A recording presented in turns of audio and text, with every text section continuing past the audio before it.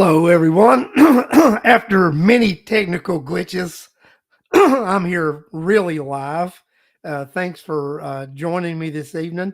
I'm going to have a couple of special people joining me. I'm going to have a special guest host, and then I'm going to have a guest.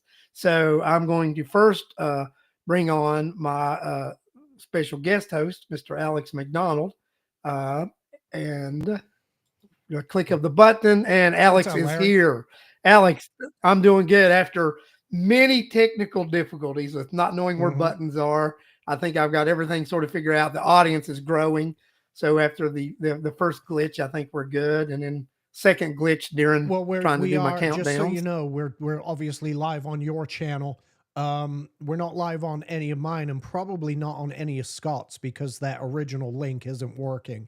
You'll have to, if you want him to be able to pair his channels, send him a new link for this particular show.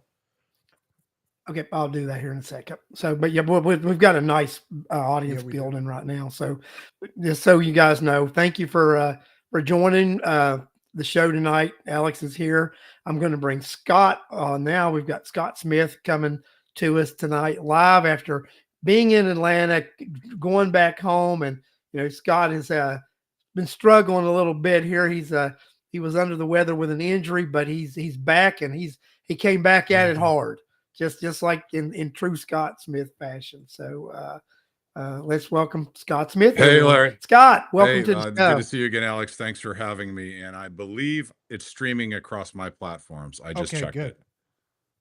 Uh, Okay, that is good. So, well, I mean, just thank you, and people are joining. So, what I want to do real quick here, if I could, if you indulge me for a minute, I want to go and say hi to some people who have actually joined us because we do this, but we do this because of our friends. Our friends join us, and they're here, so let's acknowledge their presence. Danielle Munoz, welcome to the show, Danny. Thanks for you and Al always claim that you're the worst. No, you're not. I'm the worst. So, but I do claim to be the most popular There podcaster you in go. Rockdale County. But Michelle Freeman, welcome to the show. William Campbell, welcome to the show. Pamela Lowry, welcome to the show. Charlotte Geller, welcome to the show. Mary Boysworth, welcome to the show. My good friend and colleague Justin Kinney, welcome to the show. Marie Withers, welcome to the show. Cheryl Garcia. Cheryl, I know if you're there, I know Ben is there also. Joanne Elrod, welcome to the show. Gail Davis Owens, welcome to the show. Sarah Crawford, welcome to the show. Luca Russo, welcome to the show. Voices for Rockdale, Miss Corliss Turner, welcome to the show. Hannah Lloyd, welcome to the show. Jacqueline Campbell, welcome to the show. My good friend, I think I already said hello to Bill Campbell, but welcome to the show, Bill, and thanks for joining us here tonight. So, Scott's been MIA for a little bit, but I'm going to turn that over to Scott here in a second.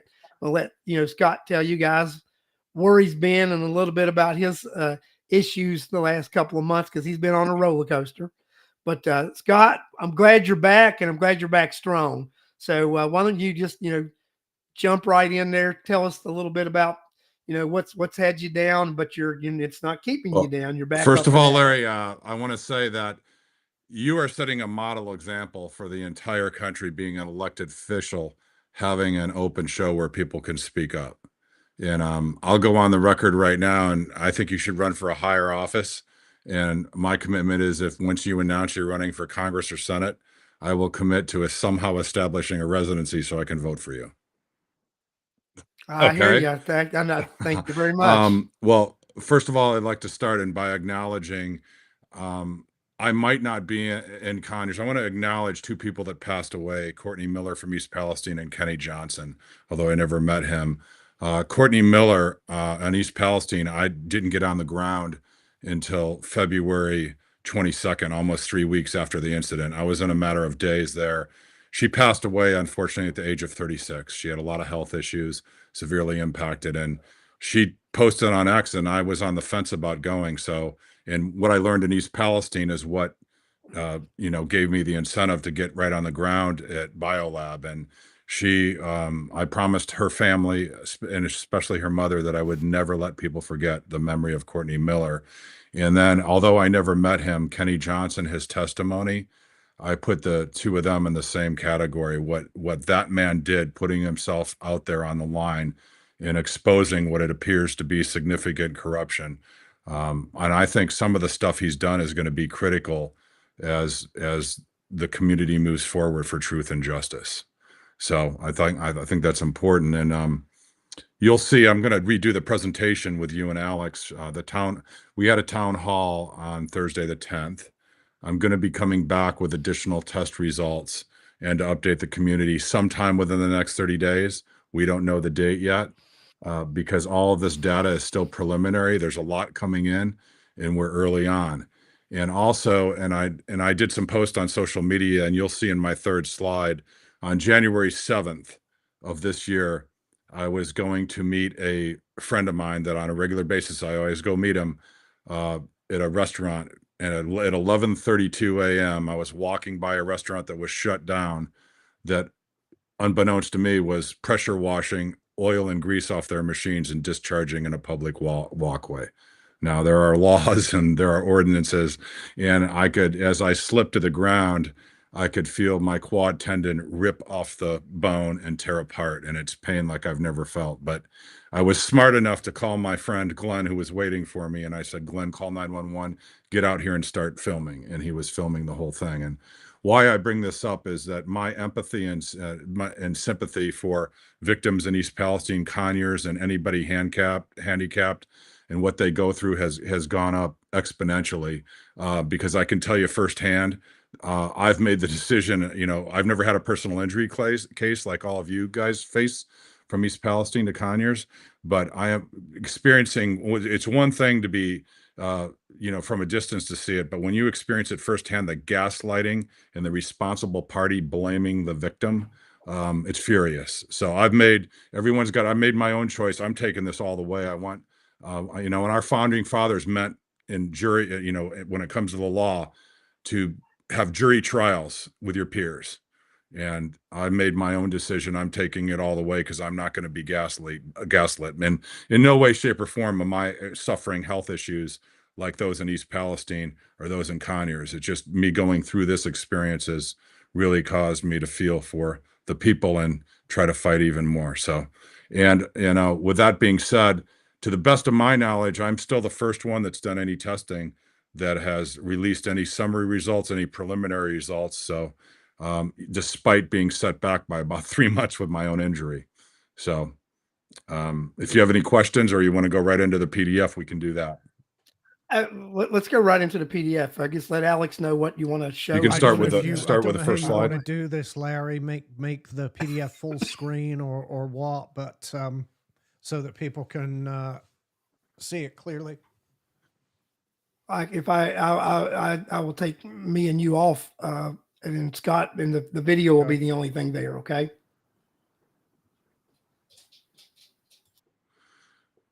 You might want to, you can still hear me, you might want to expand that so they can see the full map.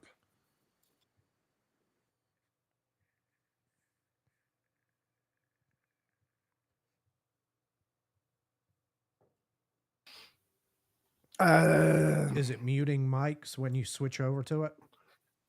Okay, well then why don't you just leave it like that so we can all talk? I can talk through it. And this, by the way, on one of my groups I formed, Blue Shirt Justice League, the downloadable PDF in its entirety is right there. Just go to that group and people can download it. So I'll just start talking through it. But this is the first slide from the town hall, which is the 27 data points where I tested. From ground zero, and obviously, Larry, it includes your business property. You can go to the next slide. And in this slide, I identify, what I believed from what I've seen on a preliminary basis, some of the hot zones that unfortunately includes where you and Chris Lovejoy are, and also that initial testing I did in the the beginning of the retention pond. With the dead frog. 0.3 miles. Now, you and Chris Lovejoy are very important to the community, along with that testing, and that's why in Conyers I was on the ground within 4 days. So in getting these readings, because why are these 3 points important? Because it's the fingerprint. Like, every disaster, every spill has a different fingerprint, and that's really important as we go. In some of my testing goes as far as 30 miles, and we had ash and soot rain down. So we want to take what we found, and there is a slide with your summary testing. We want to take your fingerprint, and then we can match that up. You get into the ratios of these different contaminants. You can match up the fingerprint. Why is that so important?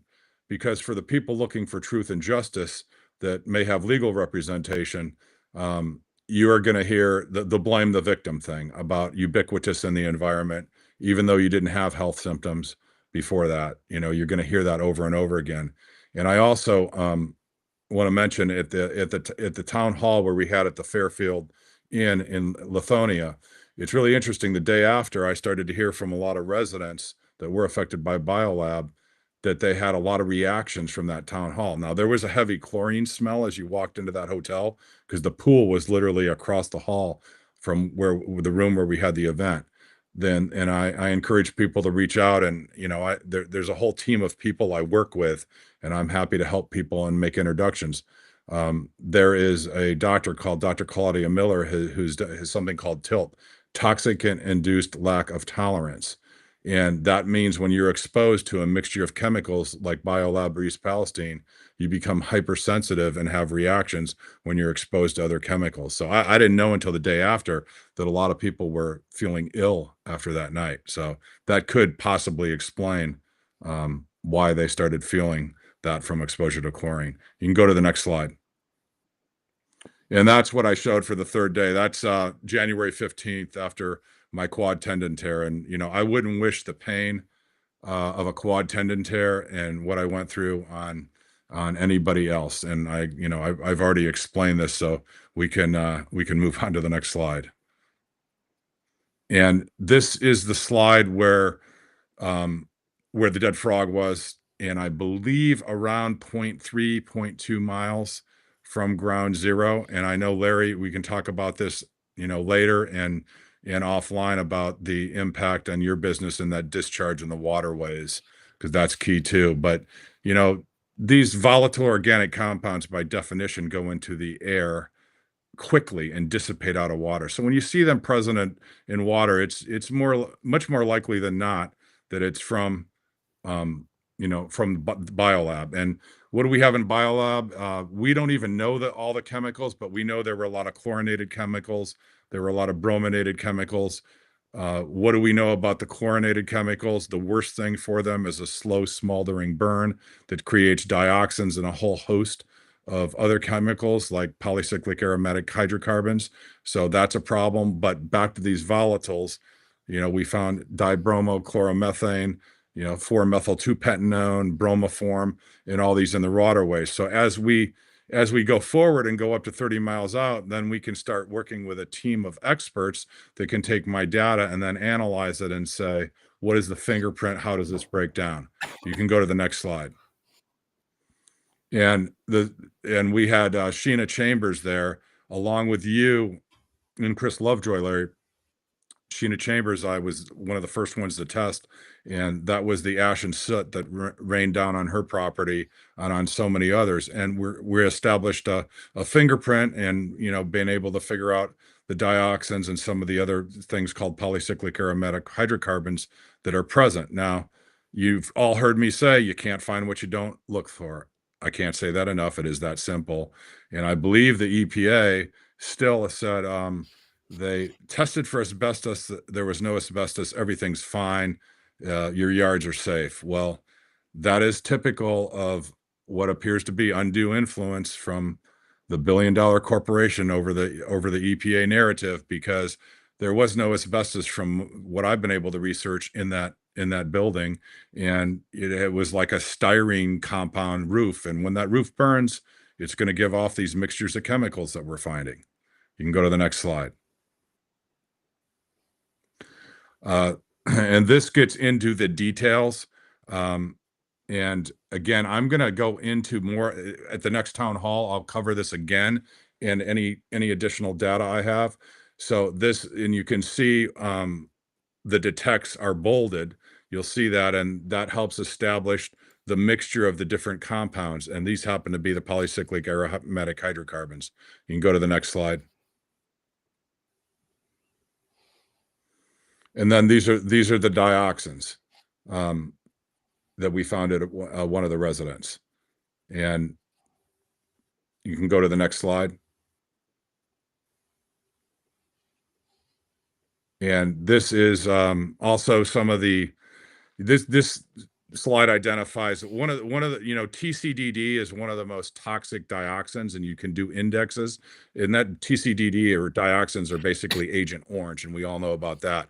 But this particular slide was from a soil sample we did, and this lists all the polycyclic aromatic hydrocarbons, and the most toxic one we have here is benzoate pyrene, and that was identified. Next slide. And here we go, Larry. Here is what I would call the dioxin fingerprint, the testing we did from your soil. That picture actually, I believe, is from Chris Lovejoy's, but these are your soil results. But you can see, look at all the dioxins found in your soil. So, and this is why it's so important because you're literally ready. You're basically at ground zero. That's fair to say, I believe. Well, you know what I can just tell you, all the water and runoff from over there, the system runs through that property and under the building. So every bit of the runoff water from there runs through that property, every bit of it. Well, and Chris Lovejoy is, he's not right next door, but he's essentially next door. Am I correct on that? Oh, yeah, he's right across the road. So those are a lot of hits. If you see those are all solid hits on dioxins as being present. And what I said the other night, there are only standards for singular exposures to singular chemicals. And you're going to hear not only blame the victim, everything's ubiquitous in the environment, you're going to hear, oh, background, this, that, and the other thing. And we're also establishing controls and background. So what you see here is this broad mix of dioxins right on your property, right in your soil. So this is going to be very useful for establishing a fingerprint in what appears to have been generated from the biolab fire. You can go to the next slide. Now, this is a comparison I did, and those top two pictures are from Chris. Well, the top left is from Chris Lovejoy's property. The other one's is another property where I can't reveal the name. And the other one is from East Palestine. And I did a little comparative analysis on the residues. So you can go to the next slide. And just as a comparison, as bad as East Palestine was, you had, on Chris Lovejoy's property, in dioxin, that's an index, how you compare what's in the residue. It's almost 800% more than what was in East Palestine. And again, believe it or not, we're still very early on, Larry, in this. So this is still all preliminary data, subject to change. There needs to be continued further review and analysis. And we've got a lot more data coming in too. You can go to the next slide. And before I get to this on why furnace filters matter, the mixtures of chemicals, there are no standards for mixtures of chemicals. So when you're bombarded with all these mixtures, you've heard me say this before, synergistic toxicity. Well, a positive example of that is migraines. Sometimes you get migraines if you take a combination of aspirin and caffeine, that gets rid of the migraine. But caffeine without the aspirin without the caffeine won't do it. And it takes a very small trace amount of each combined. Well, think about synergistic toxicity. You may hear from the EPA and the public relations people from the responsible parties like Biolab, oh no, it's perfectly safe, but that's based on a singular exposure to a singular chemical, like, a benzene type compound. The threshold may be 50 parts per billion. It's coming in at 8 parts per billion. Oh, no problem. But it's about the presence. Early on like this is about the presence of the mixtures of chemicals, because what you're not being told is the mixtures, there are no standards. You may have 8 parts per billion of a benzene compound, And, you may have 8 parts per trillion of a dioxin when they mix together. If you were exposed to one of them just on a single episode without a mixture, that's a different story. But we're talking about mixtures here, and that's really important for everybody to understand. Now, why furnace filters matter? You've everybody reporting a lot of coughing, a lot of sickness. So instead of doing a biopsy on their lung, well, it's not 100% perfect. It's the next best thing to try to fingerprint as to what residents were possibly exposed to and what they were breathing in. And here's another thing. And Larry, when you get elected to the Senate, maybe you can write some new legislation. Brian Gullett is an EPA dioxin expert. He's never allowed to speak. He's done a lot of great research. We always have to deal with public information officers that follow the script, just like the responsible party. Nothing to see here, nothing is wrong. And he co-authored a paper in 2018 talking about, dioxins from the opening burning. And everyone knows about the vets and the burn pits, and the government was dismissing them. And there was a doctor, Dr. Beatrice Golomb, who I know, who's doing research in East Palestine and who's done great research. She helped the vets understand these mixtures of chemicals, and it wasn't in their head, as the government said. So she does great research.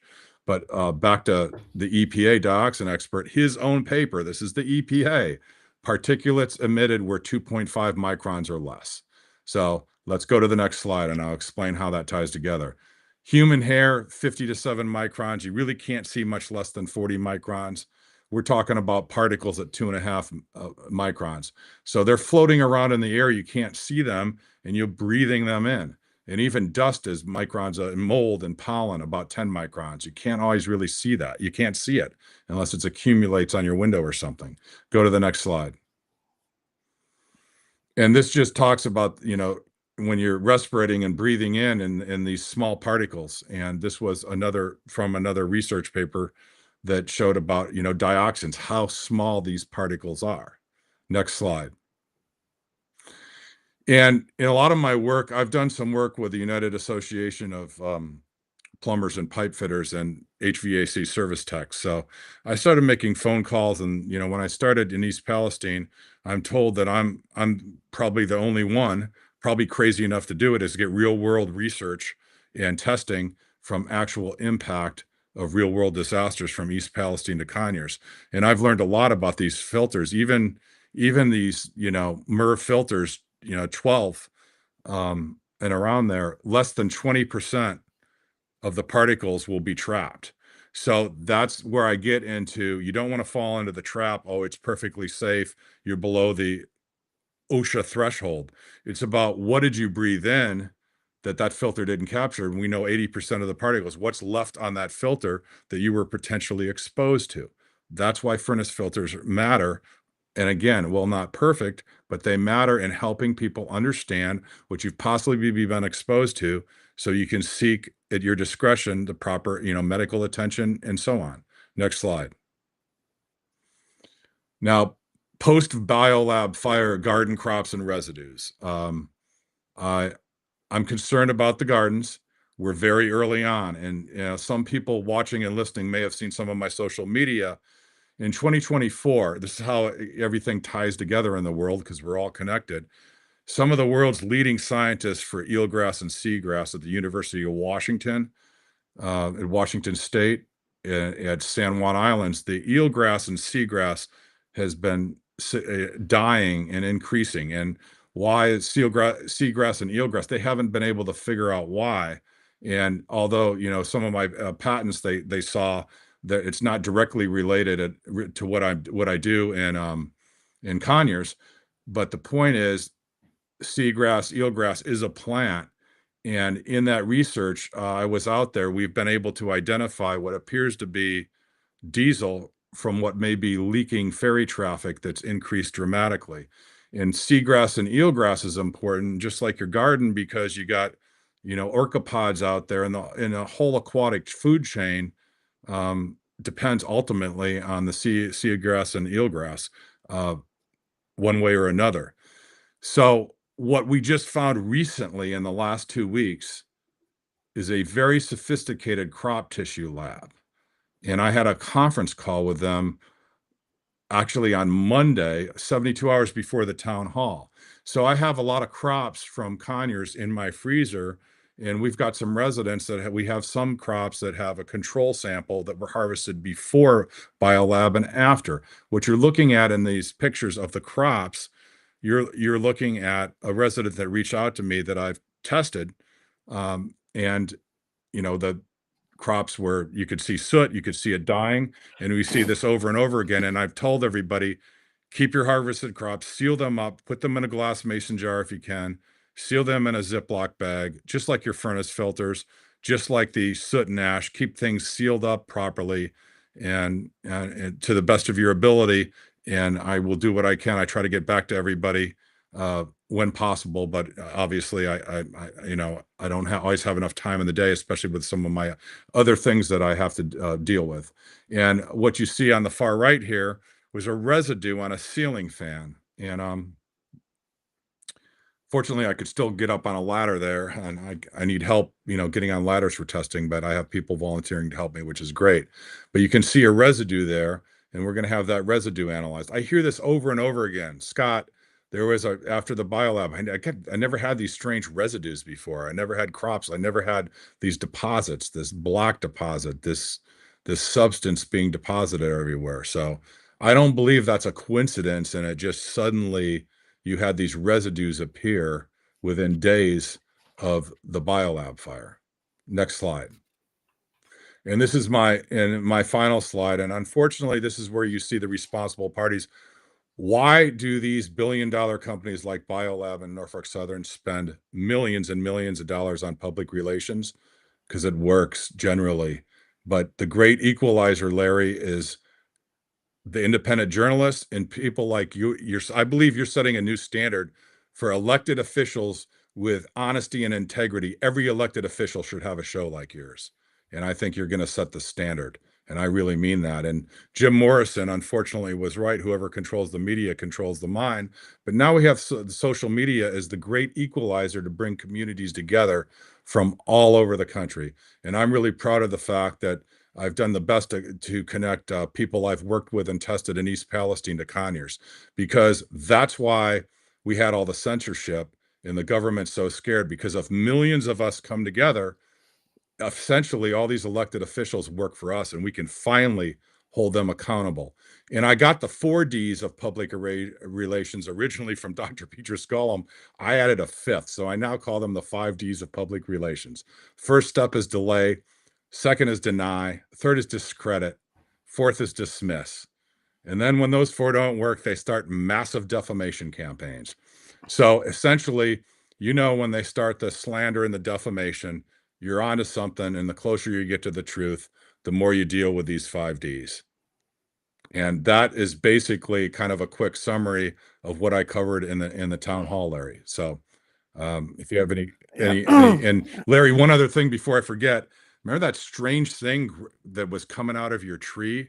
That's in my freezer.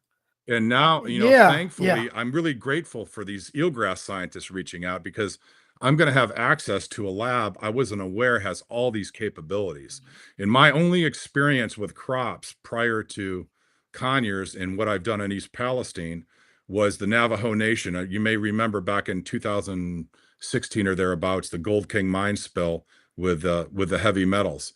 And I was able to work with a lab and help identify metals from that spill going up, but I've never dealt with these kind of compounds. So again, I just found out last Monday that this lab has capabilities to dive really deep into the crop tissue. So I will be able to take out of my freezer remember those weird whitish growths coming out of that tree?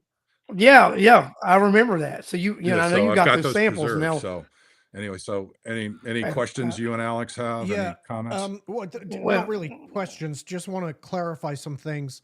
Larry, is it possible to go back to the slide so we can look at, because people are going to download this.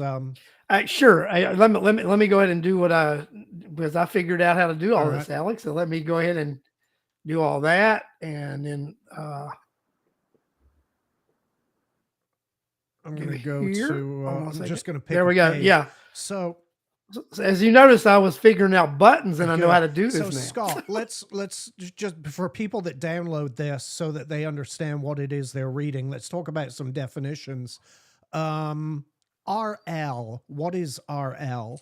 RL is the reporting limit, and that can change from sample to sample. That means if you're above the reporting limit, it's clearly present at that concentration.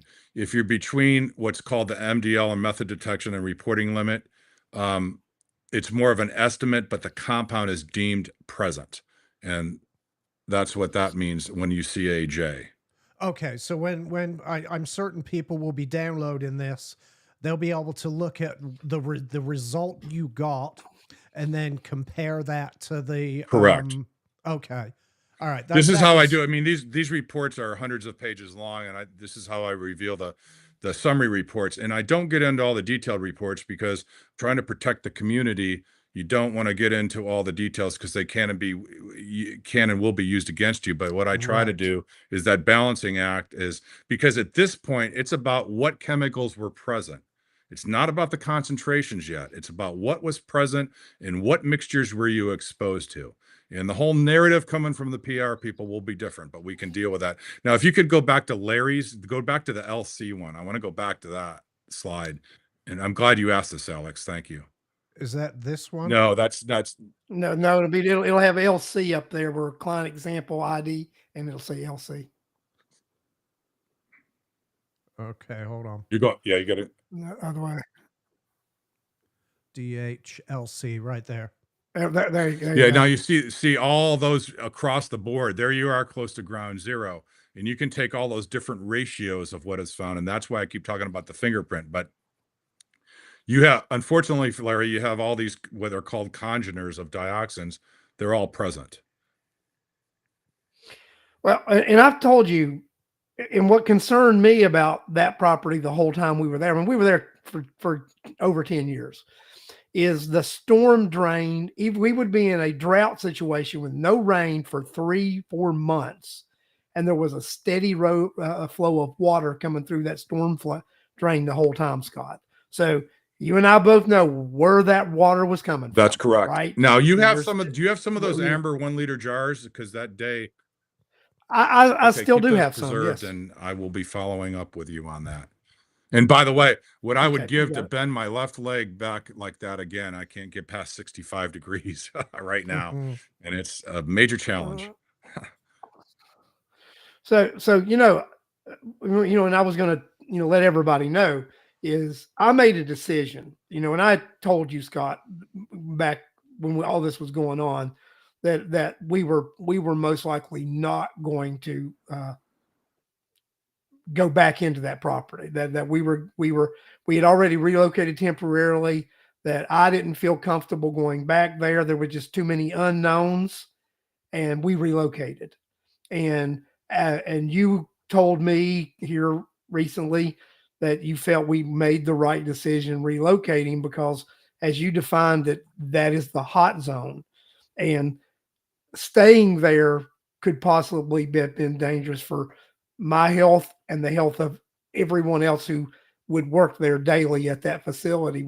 And I believe that even without test results, and I think your test results are showing that we made the right decision in relocating and not staying there and buying. That's that correct. And property. I know I didn't do any surface sampling inside your building. I did at Chris's but I'm happy even under a secrecy agreement. I'm happy to help you and what you're doing in any way possible. If you ever want me to get into detail or have a private meeting with any of the experts that tested your indoors, because we did see Yeah. we did have hits and detections and concerning compounds we found within Chris Lovejoy's property on the surfaces too. And I'm sure you're going to see the same thing when you get those results. Well, I mean, my concern is, that stormwater drainage runs right under the building. And then, it's a concern. Oh right? yeah, I mean, absolutely. Now I think again, God bless Kenny Johnson. What a hero. And I've downloaded all his videos and archived them. But I think down the road for people seeking truth and justice, his testimony and the roadmap he left is going to uncover a lot to help people. You know, you can never fully get your life back, but you can get some justice, hopefully. Well, you know, Alex, you know, I think you and I had talked about this, or we'd mentioned it to each other that we know at least one of the fire trucks that the county used over there, they have deemed a I complete did loss. not know that. Is that right? Mm. Yeah, yeah. So enough for Scott. Now we're Yeah, talking about so if that vehicle's a complete loss, what about other people's vehicles that well, were I in know that Cedar area Chambers wasn't that that were? far away, and I know constant vehicles rusting, eating the paint off. So, like, here we go again. What you will see is the PR people from BioLab will start in with their undue influence over the EPA and all the state agencies will blame the victims. Oh, you dumped something on your car. So, well, they're going to have a lot of explaining to do then with the fire truck. So I'm glad you said that. The public needs to know that, and public records requests. So if the fire truck was affected, maybe that helps explain everything else going on. And also, all these chemical compounds. I don't know if you know this, Alex and Larry, but I just heard early last week that prior to the hurricane, the fire was on September 29th, but BioLab consolidated in that Conyers factory a lot of other chemical compounds that may not have been disclosed. Now, that's key too. We still may not know all the chemicals that combined and created all these toxic mixtures in the fire. And that was one of my concerns. Well, I'm sure many people's concerns, but it's something we actually talked about on the show. Um, the lack of transparency coming from, well, everybody involved, quite frankly, but in particular from the BioLab Corporation. One of the questions I asked when I called their hotline number, one of the questions I asked is what compounds were being stored there, and of course they just would not answer the question. Yeah, I mean, I think Tammy Lynn Freeze want to know if she asked her, did I speak at the event that she attended in December? And yes, I did speak at that event. So, but you're Alex. I mean, if you've got to paint vehicles, and I think you had mentioned this, I think earlier on, if it's destroying the insides of machines and mechanical things, what's it doing to the inside of a human organism? Right. Right.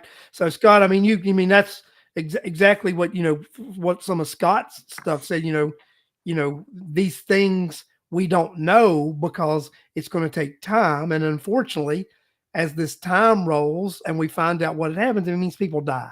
That isn't that ultimately what it means, because it's doing that. We to the find paint in your out what cars. it does What is because it people doing die. to the inside of your lungs? And you think about this, and I'm seeing some of the comments about, I think almost everyone that was there that was exposed had a reaction from the chlorine from across the room where we gave the town hall. I mean, that's a real issue. Now they said, let me ask you this: at the time when all this was going on, they said they were going to do continued monitoring. They even said they were going to do continued monitoring of residents. I'd like to hear from any resident that's been subjected to this continuing monitoring, because I'm dubious whether it's actually happening. Well, we've got people on the chat that have been impacted and should have been people who were supposed to be continuously monitored.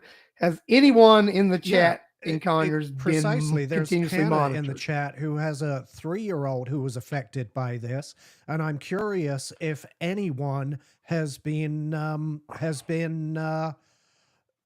I don't want to say inspecting. What's the word I'm looking for? Read it. Well, let's put up exactly what Hannah just said about that, Alex. She just commented on that. This is what Hannah said. Look, the EPA told me they don't test air, and so it was just the organizations paying lip service to the problem at the time. Oh yeah, we're gonna keep monitoring this. We're gonna keep monitoring the residents, those affected. We're gonna monitor their health. Apparently not.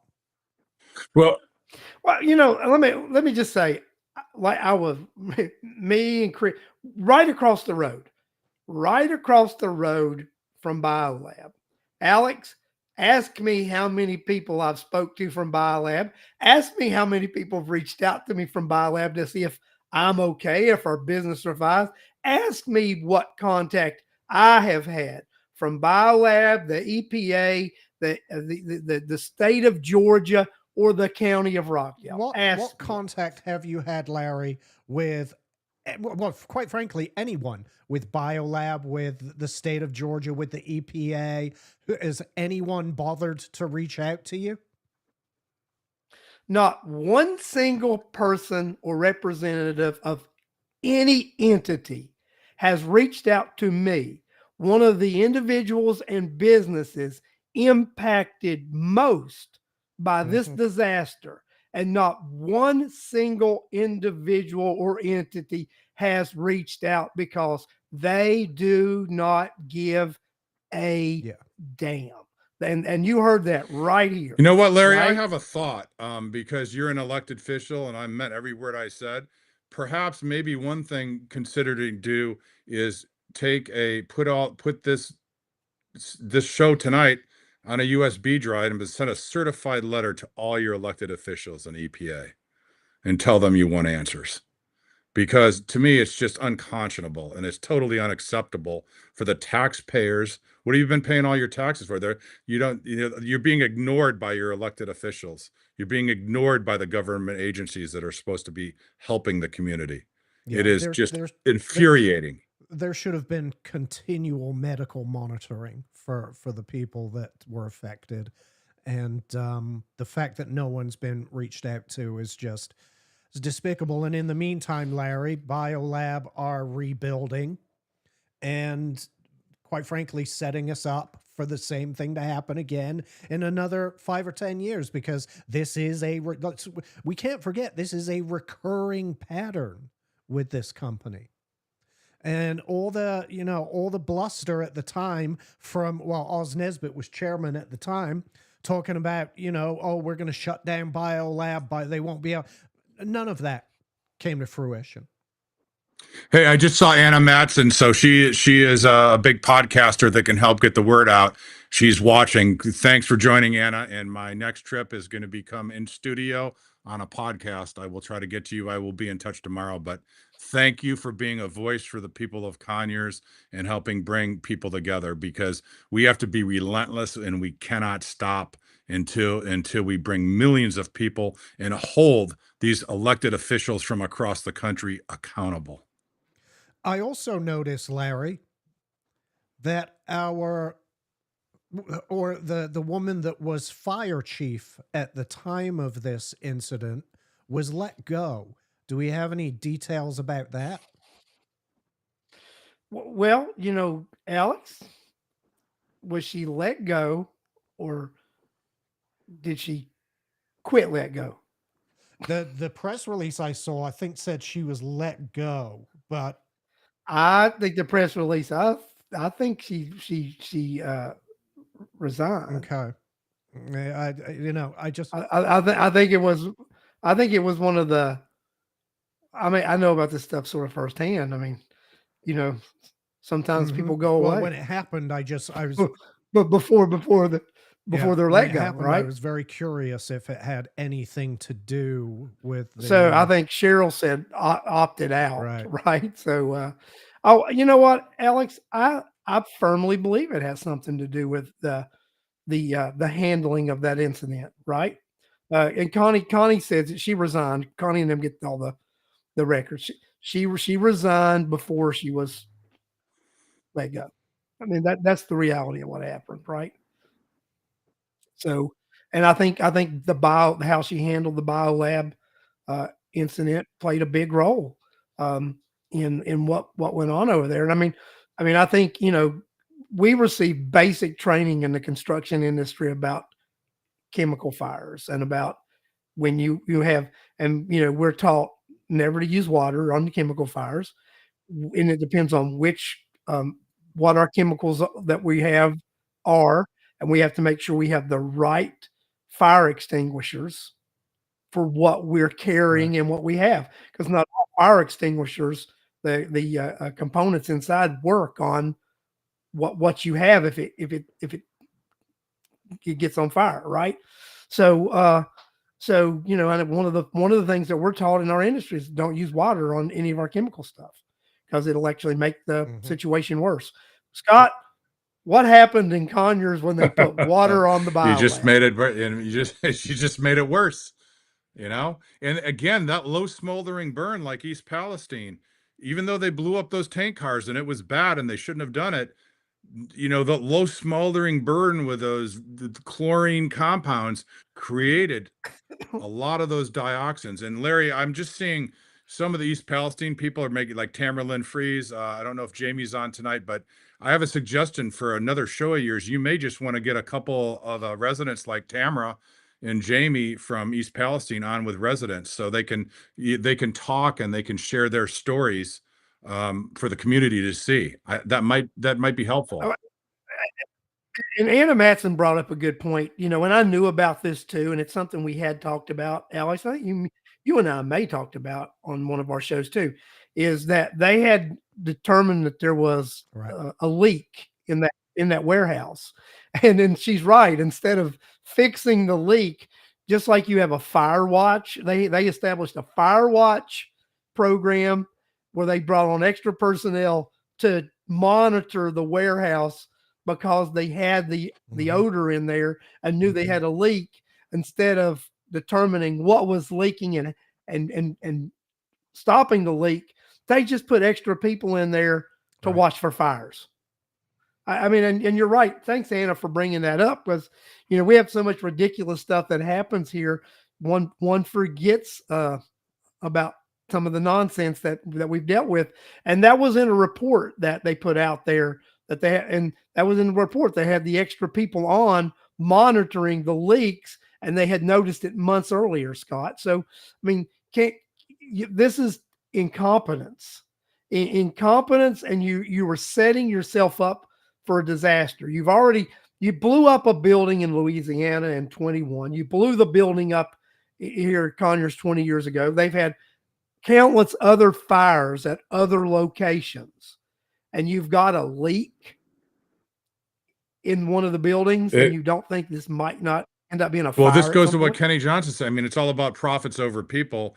And, you know, BioLab's $1 billion company. They could have easily prevented this with training and having competent people, instead of taking always the cheapest way out of things and compromising the community. It's just really disgusting. Well, the fact that they're not required to have the correct fire protection methods in place is insane to me. You know, if you're a private company and you run a server room, you know, you're expected to have a halon system. You know what I mean? Alex, if OSHA comes and I don't have the right fire extinguishers on my truck, we're just a little company. They're going to hit me with $10,000 fine. I'm just point blank, right? I don't have a 20-pound fire extinguisher, and they're going to pop me for 10 grand. And what BioLab just got popped for what?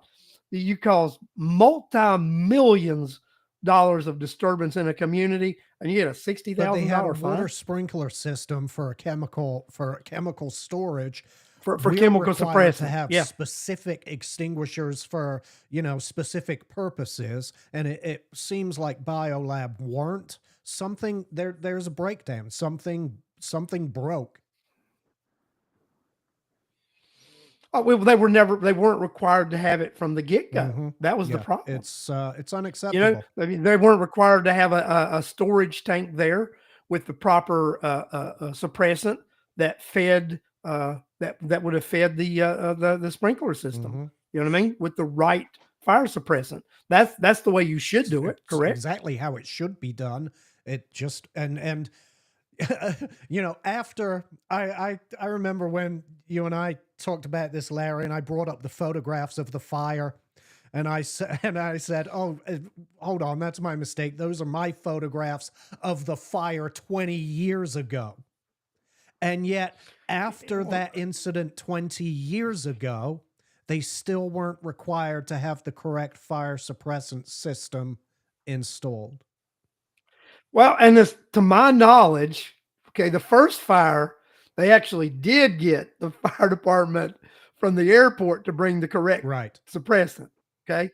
But to my knowledge, the second fire, they never brought the No, correct they just kept suppressant dumping water on it. ever. They never brought the correct suppressant to Mhm. extinguish the fire. Scott, can you believe that? Unfortunately, I have to say yes.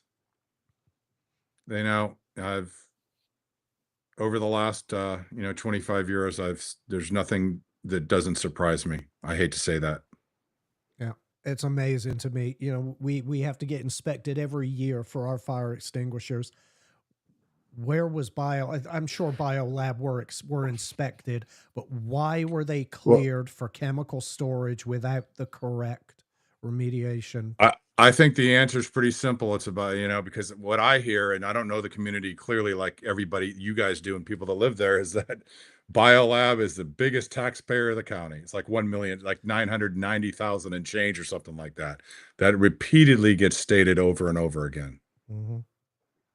Yep, follow the money, right? And it's always, and unfortunately, that's always a problem, right? Uh, when you've got a large taxpayer, uh, and that things get overlooked, looked the other way, and not even looked at at all, right? And that's just that happens. That's the bottom line. Money, like Geo Goodrich just said, yep, that's the bottom line. Money is the bottom line. And you know what? And that's the sad thing, and you just mentioned it earlier, is we put this stuff over the lives of people. People's lives don't matter. And that's ridiculous. Because in my opinion, people ask me, well, why do you have government? Right? Government should only exist to be able to enhance and improve the lives of its citizens. When government stops being able to improve and enhance their life, then there's no need for government. That's my personal take on it. And when the individuals who are serving are no longer to do that, then those individuals don't need to serve anymore. That's my opinion. That's just and that's why I'm a turnkey person. I believe you give somebody an opportunity to do what they say they're going to do, and when they don't perform, quit electing the same people to office to keep letting you down. You don't have to continue to allow them to let you down. Just don't vote for them again and elect someone else and give them the Hey, opportunity wait, do you to see let what you Cheryl down. Garcia just said? The last inspection was done when the building was 80% vacant. Yeah. Wow. Yeah. Hmm. They had no idea what was stored there. Oh, and I remember because I was across the road and would come to work daily and watch them, put that building up, and it went up rather quick, Scott. Right? And that was amazing. That was amazing. It just, yeah. I mean, it's just crazy when you see this stuff, and a lot of people, you know, like I'm not a conspiracy person. Alex will tell you this. I'm not a conspiracy person, right? But when you see nonsense like this, then you have to say, well, you know what? I think there might be conspiracies. It's not a You know what I conspiracy, mean? it's truth. Where everything is, they're all, But right. Yeah, you're right. Well, it's just that, one hates to believe that their government is purposely doing things that would harm them, right? And then when you see things like BioLab, you see through their negligence that yes, government has purposely done things that ended up harming people. And it's through negligence and looking the other way. And it's not acceptable. And we can't continue to accept Well, this behavior. Marie Withers just made a comment that's, yeah, spot on. I mean, how much responsibility does Rockdale have for this, the county, for letting it go on?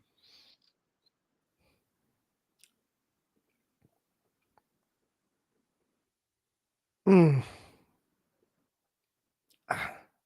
I mean, I think the counties. I personally think the county is going to find themselves in some of these suits that are eventually going to climb their way to the court system. What do you think about that, Alex? I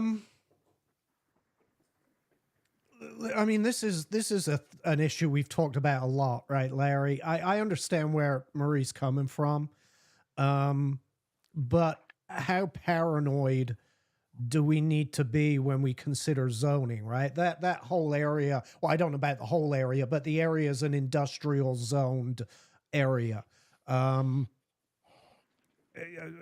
Industrial zones can be dangerous. I'm not don't take this as making excuses for biolab, because it absolutely isn't. But I'm trying to take a much wider view of this. Industrial zoned areas can be hazardous. You can't stop growth. You can't stop progress because the potential for danger exists. What the solution is to mitigate that danger, and that just didn't happen here. Now, who's responsible for that is the question. Was the fire department responsible? Because isn't it the fire department that does the inspections? Is the county responsible because they do inspections? Is the EPA responsible for not inspecting? I don't know whether they did. I shouldn't say for not inspecting, but is the EPA responsible for letting things slide if they inspected the property? I have absolutely no doubt that the county is going to get dragged into some of these suits. The county have their own lawsuit right now against BioLab, don't they? They're suing. The county is also suing BioLab, and we've got to remember the technically, in my opinion, I think the county's suing themselves because the development authority actually owns the property. Right. That's right. Yes. And the development authority is an arm of the Rockdale County, whether they want to admit it or not. They are an arm of the Rockdale County government. That's just reality, right? So and I even had heard that, they were at this meeting and some people on the development authority were a little upset at the county because they said, well, you're just suing yourself. Some of them actually told them that, right? So yeah, I mean, because, and that's my concern about when tax dollars are used to finance these type of businesses, then yeah, we may have a little more say in it, Al. If we're actually, we're paying taxes and we're actually helping finance it, through bonding, through the authorities and such, it gets a little sticky, it's a little nasty. Scott, and you've probably seen this through your in stuff you've done throughout the country. It's all intertwined, and that's how it gets a little nasty, and nobody, everybody's, circling the wagons. I call it an incestuous revolving door, all interconnected, where everyone's feeding off it, from all the agencies, state, local, to elected officials. It's tricky for the county, right? They want to bring in, they want to grow, they want to bring in businesses, because that helps, with the taxes, and quite frankly, the more businesses that move to Rockdale, theoretically, the less taxes residents have to pay. But then you have to, if you start opening up to committee, right? If yes, the taxpayers are funding it, but if you give all the taxpayers a voice, we know what happens, Larry. We end up with absolutely nothing. We get no growth whatsoever. Yeah, and that is a problem, because that's one thing, you can't be against everything. And that's what happens in here Rockdale too. Is that everybody is against everything. Yeah, and they're against everything because of how they've been treated the last 2 decades. But that's why they're against, because the elected officials have just been gaslighting them so bad. Scott, one of the things our former chairman here would say, well, this ain't Mayberry no more. But you know what the problem with that statement is here, Scott? Most people moved They here because wanted they Mayberry. wanted to live in Yeah. Mayberry, right? So you had some elected officials who wanted to make Rockdale County a small Atlanta simulator, which it was never going to be because we don't have the infrastructure, don't have the land mass. So they had a vision for something that it was never going to be when it was already what it was Yeah. going to be. A nice bedroom community that could support certain types of businesses, and they just were not willing to admit what the community they really was. severely miscalculated what this community is. They built that industrial park over there that's sitting empty. I mean, what did that cost us, Larry? I mean, Exactly. But to kind of millions. follow up a little bit what Alex is saying, you can have a Mayberry-like community and bring businesses in. All they got to do is comply with common sense safety laws and regulations. Like, I'm no sprinkler expert.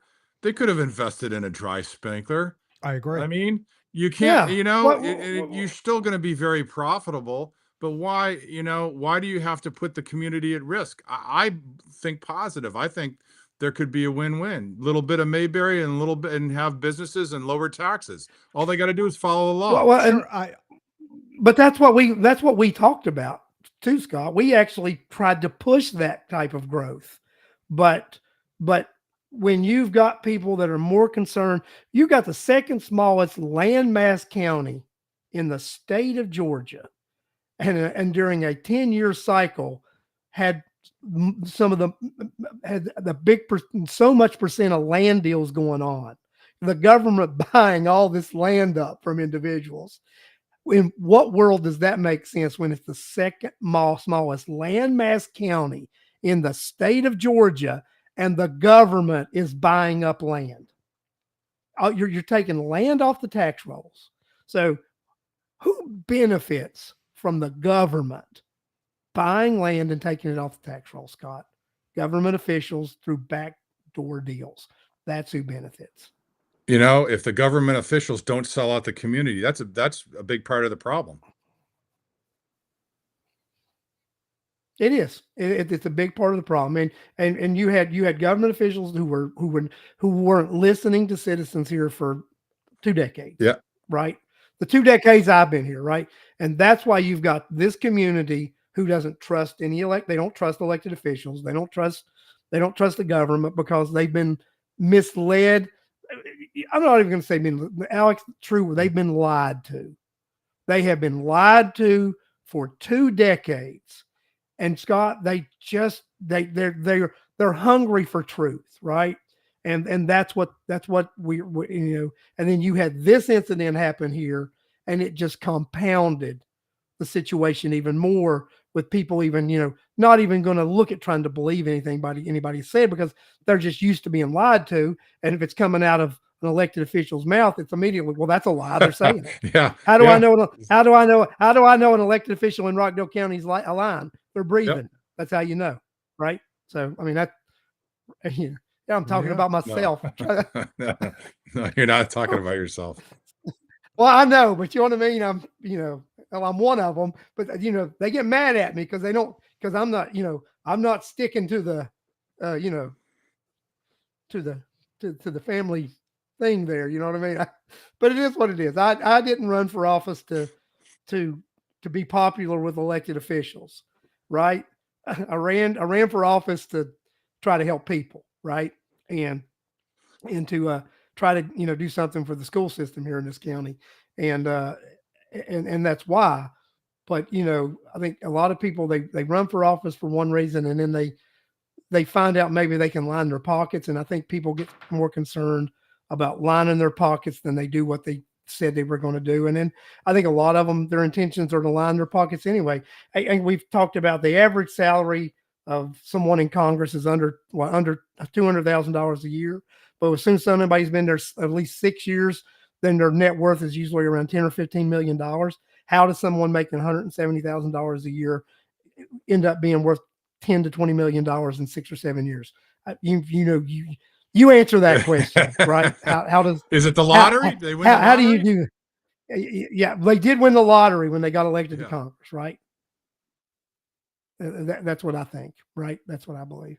So, Scott, what do you think? You know, anybody who lives in what certain area around biolab, should they really be paying attention to their health? Really be paying attention to, That, to things that don't. What is that zone that you consider the Well, hot? that's a Scott, great question. And Scott, while you answer this question, Larry, let's go back to the slide and show the first few pages, the maps that people didn't get to see fully. Okay, I think yeah, that yeah, and might, I'll make might everything work add some that way. context here. Yep, you go ahead and do that. And I'll make And the again, I math say happen. preliminary because right now I have only 27 data points and there's a lot more coming, but we know 20 to 30 miles out, people reported illnesses. We know they had soot and ash from biolab invading and raining down on their property. And the hot zone may change, Larry. I mean, there's little doubt in my mind at this point that you, Chris Lovejoy, and the immediate surrounding area is a hot zone. And oh, good. You see that? Yeah, you see You would that say the, that the red that red that arrows it point to the 27 data points. You can see the red air right to you see like the burgundy red. That's ground zero right beneath Old Covington Road. yeah, right there. Any of the stuff that's right there on Olympic Court, that industrial park where I'm at, going down to that retention pond with the frog area, all the businesses in that area are in that hot Yeah, and zone. then you look at the all the red areas are areas that appear to be expanding the hot zone, but the wind patterns, nothing's in equilibrium or a steady state, and the wind patterns change. And like in the lower left, you've got soil, alarming detections in soil we saw, and crops on that lower left. And and then above where above the arrow, you got that red arrow immediately north of where you and Chris Lovejoy are. You got soot and ash there that was deposited, and other residues that are concerning. And then you go Mm-hmm. what, a little bit east and north up there. So now, and we see some areas 15, 20 miles out that look okay. But again, whether I say something looks okay, everything is preliminary, because why? I don't have all the testing that I've done in. I don't have any crop testing at this point. I'm still waiting on some more results, and we need to do more testing. So I would say my recommendation for people is listen to your body, listen to your family. If you started feeling ill after the biolab event, if you continue to have symptoms, you probably know something isn't right. And I haven't tested the volatile organic compounds are the easiest ones to game, and they don't stay around very long. That's why I try to get there as fast as I could and test that water close by. But we need the next phase to really know the impact too will be getting up into people's attics and their venting systems and doing some surface analysis. Samantha Swaney asked, "What did the little blue markers mean exactly, Oh, Scott?" That's what she. the little blue markers are where I sampled. That's a data point. And the red Yeah. areas is where I saw causes for concern. You know, clearly you and Chris are in a love zone. I mean, Chris Lovejoy are in a hot zone. And and the red arrows show where I'm concerned that the hot zone is expanding.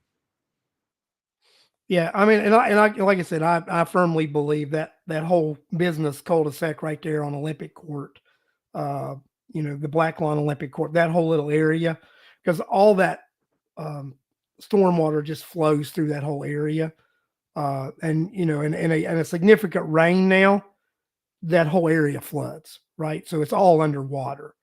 So that's it is, and you and I, and that's just spreading contaminants Yep. through Yep. everything, and that's why I really consider that whole area, in my opinion, that whole industrial area, complex, in my opinion, that whole area is a hot zone. It's just, I mean, because what one has, the other has, unfortunately. I mean, that's just that's the reality there. I mean, it's the truth. So, but yeah, I I think this is something that this community has gone through. People out of sight, out of mind sometimes. Um, but I think when you come back into town, Scott, and we have shows like this, and people realize it's not going on right now, but the residual effects are going to impact this community for years. And that's the reality, that this community is going to be impacted for years by that incident. And then Alex brings to light the fact that a rebuild will do nothing more but be at some point being a repeat of what happened back in September again to this community. But we've had the building blow up back in 2000. We had the building blow up last year. We've had fires in between the building blow up. So when a new building goes up, you'll have a few fires, then the building will blow up again. That seems to be the pattern. So, it's what's going to happen unless something changes. That's the way I see it. Scott, I'm going to let you close this out. We're going a little over. I'll let you have some final words, and I'm going to let Alex, say something. Let's go ahead and, I would what do you just got to say? encourage that don't give up. There's strength in numbers and communities and people that are coming together from not just in Rockdale County, from all over the country. And this is just beginning. This fight for truth and justice is just beginning. And please, everybody, document everything. The most important thing is the health for your family, your children, your grandchildren. If you're feeling ill, if anything at all, seek medical attention right away. And then as far as evidence, soot, ash, furnace filters, weird residues, people can reach out to me privately on Facebook or social media, and I do the best I can to get back to people. And don't give up, and there will be truth and justice. Alex, what are your I have to echo words? what Scott said. You have to fight. If you're an individual, a family that was affected by this, you have to fight, because these people will steamroll right over you given the opportunity. I don't know what the status is of any of the people that signed up with the attorneys that came in right after that we warned people about right after the fire took place. I don't know if any of those people have received any compensation or what's going on, but you just keep fighting. It may end up taking years, and hopefully you'll get justice. You'll get what you deserve, but don't give up. As overwhelming as it might begin to feel, don't give up. And I'm in agreement with all of that. And you can't give up. I'm involved in a lawsuit thing right now. We're not going to give up. Not going to stop. If it takes whatever it takes, it's what it takes. You know what I mean? It's the long haul, right? So that's my opinion about it. I just think that as long as there are individuals like myself, Alex Scott, and just all the people from East Palestine and the Cheryl Garcias and the and the Walter Bannisters and and the late Kenny Johnson and just people who are here fighting for the community and exposing things that are going on. That's what we need to do. We need to continue these things. We need to continue to have shows like this and discuss this issue periodically so that it doesn't go away, so that it is on people's minds and we remember what happened and why it happened, because that's why history is so important, right? We teach history so we don't repeat history.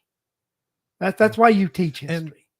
You teach history so you don't repeat history. It's important to keep pressure on the county as well. If biolabs start storing chemicals there again, put a little pressure on the county for regular inspections to make sure that they do have the correct fire suppressant systems in place, so that, God forbid, there is a fire, they can deal with it immediately instead of having to go through this for like the 5th time. And if you've got a leak, then no, we're not going to put a bunch of people in there and watch it leak. You got to get everything out of the building.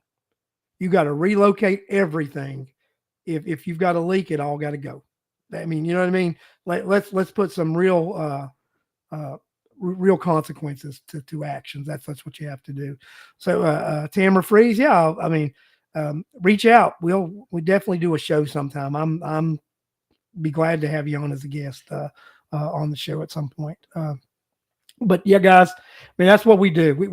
We have shows like this, and we have people like us that come on these shows, and we talk about these issues, and we highlight things so that you are able to know what's going on, and you're able to actually get some information. Because, right, Scott, if we didn't get this information from you, then what information would there be out there, people?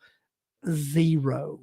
There would be zero information about something that is so significant that happened in a community, and you would have no information. So you have to hold business, and you have to hold government accountable. And it starts with you, and it starts with us putting pressure on people. So I want to thank you guys for joining us tonight. As usual, it's been great to having you all join us. I will be back next Sunday at 8 p.m. We'll go a little local Rockdale. Got some local issues going on. We'll talk a little local Rockdale and see what goes on here and stir some people up about some local stuff. So thanks, guys. Thank and you, I'll see Larry. you next week. Thank and you. you guys want to hang on. We'll Okay. chat before we Okay. leave off.